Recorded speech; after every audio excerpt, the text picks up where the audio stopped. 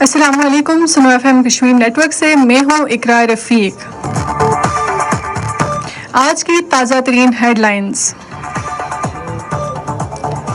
آزاد کشمیر میں میرپور، بھنڈر، کوٹلی باغ، پونچھ، مظفر آباد، نیلم اور ہٹیاں بالا میں حالات پرامن۔ مظفر آباد میں آزاد کشمیر پولیس کا ڈپٹی کمشنر مظفر آباد کی قیادت میں فلیگ مارچ۔ آزاد کشمیر میں 5 نئی سیاسی جماعتیں رجسٹر، الیکشن کمیٹی کا اہم فیصلہ۔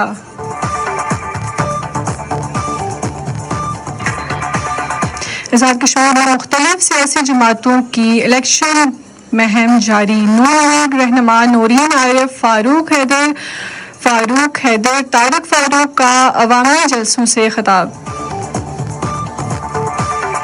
راجوری کے جنگلاتی علاقوں میں بھارتی فورسز کا آپریشن 22ویں روز بھی جاری۔ سکینہ راتو کا جموں کشمیر سے armed force special powers act کے خاتمے کا مطالبہ۔ کشمیری عوامی کی سیاسی، سفارتی اور اخلاقی حمایت پر پاکستان کو خراج تحسین۔ بھارتی کارروائیوں سے مقبوضہ کشمیر میں خوف و برسا، عوام مشکلات کا شکار۔ ٹی وی نیوز سٹائل میں ایک مرکزی ٹاپ ہیڈ لائن یہ ہو سکتی ہے: